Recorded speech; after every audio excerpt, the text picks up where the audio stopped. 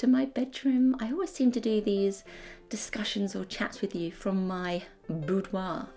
Today is a different video. I have found that I'm in a place where I can talk about it a bit more freely. So the month of May is a bittersweet month for me, to be honest, because it's the month where I qualified with Marty, but also it's the month where my first guide dog died. And the life-changing work that all of my guide dogs have done for me, and Marty still continues to do for me, has without a doubt changed the way I move about my community and my independence and free movement I have. So I just want to be open and honest with you guys. This is probably going to be quite a difficult one for me to film, even though I think I'm emotionally ready to tell you my story. And forgive me if I'm a little bit shaky at times. Bringing back these memories are quite hard to talk about, even though I feel 90% okay to do it. I trained with my first guide dog back in 2003, and her name was Liza, and she was a golden Labrador. She was such a bubbly little soul and always strived to do her best, like they all do, but she was really an amazing little angel who came into my life for a reason. And the moment I met her, when they came round to do the matching walk, to see if we were suitable, to see if the pace was right, and to see if we kind of hit it off. And we did, straight away.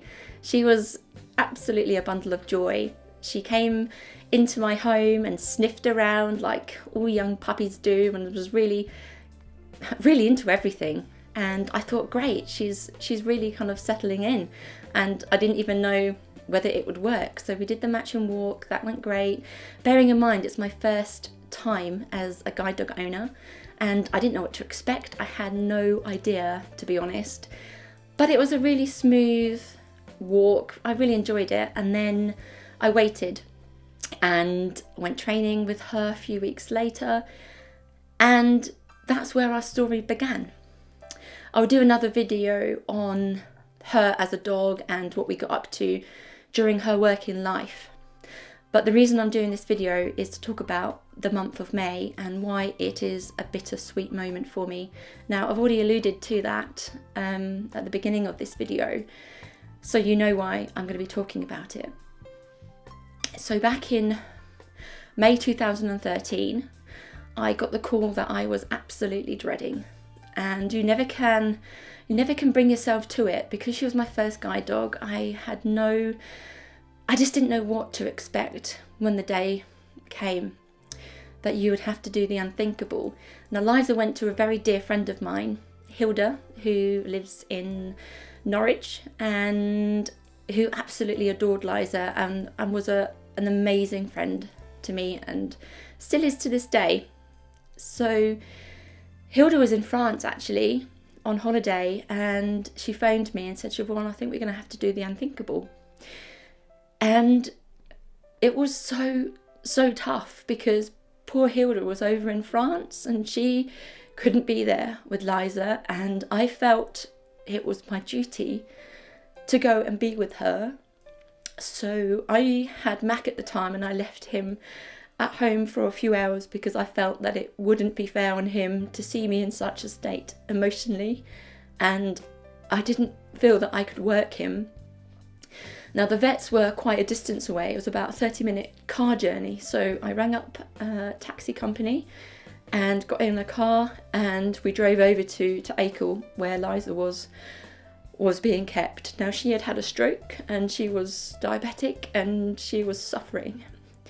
So I went there along on my own, and she was waiting for me. As soon as I went into the vets were actually closed, but they were waiting for me to come over and be with her before they had to put her to sleep.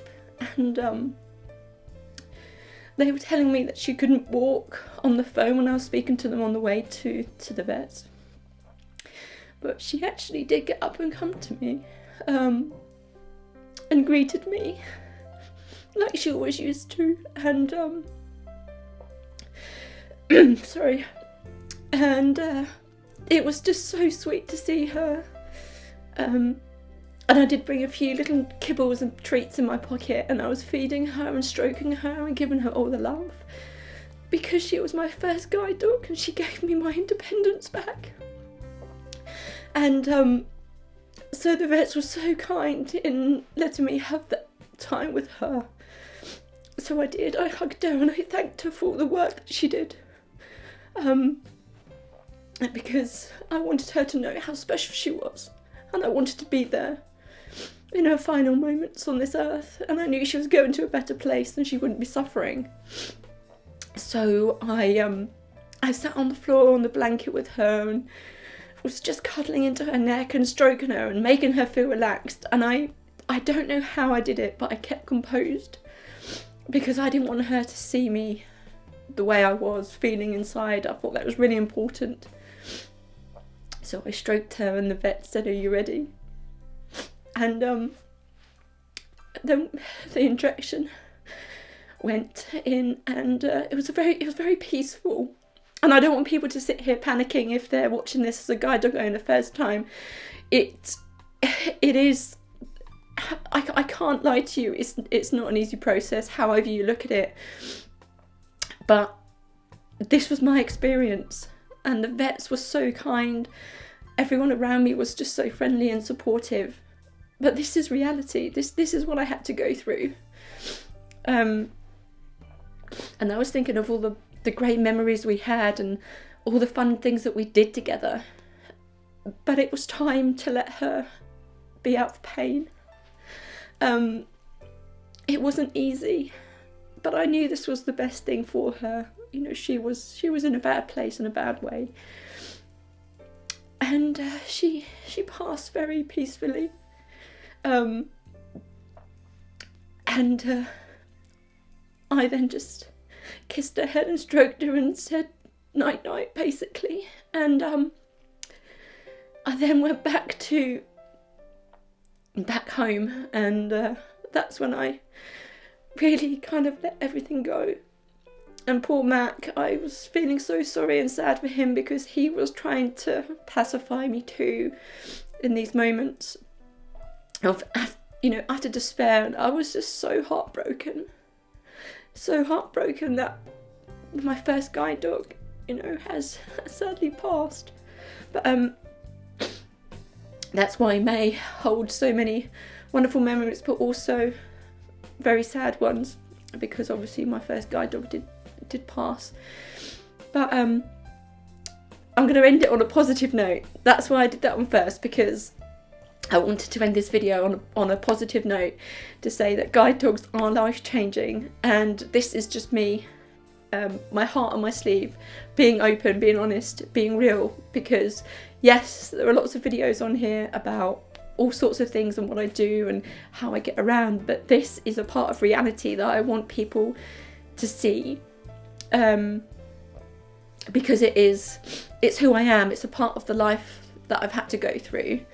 And I'll never forget Liza. I'll never forget the first lot of independence she gave me back in 2003 when I was about 21. And we did so much, but that's for another video. So I'm going to leave on a positive note, and I'm so sorry it's been a bit emotional, guys. So I might put a disclaimer, a warning, in the title. But Marty and I trained last year. I've done a video on that. I started back in April 2019 with him, and then we qualified at the end of this month. So it was the most magical moment, because I had been through two previous guide dogs, and when you qualify, the world is your lobster. It really does give you a sense of freedom, and all the hard work that you put into on training and on class, and it's very intense. But Marty was just the most amazing dog on training, and still is, to be honest. He's got a character, his confidence is shining through, he gives me so much love and reassurance. And at the moment things were a little bit difficult with lockdown and social distancing, as I've previously stated in many other videos that I've done. But I qualified on the 31st of May 2019, so almost a year. It's absolutely incredible what we've achieved so far, and we will go on to continue many more things, and you're going to come along with me. So thanks so much for watching, guys, and I'm sorry it's been a bit of an emotional video, but I wanted to be open and share with you. The month of May is that bittersweet month for me. But if you've enjoyed this video, give it a thumbs up, put in the comments below if you're a guide dog owner or you know someone who is.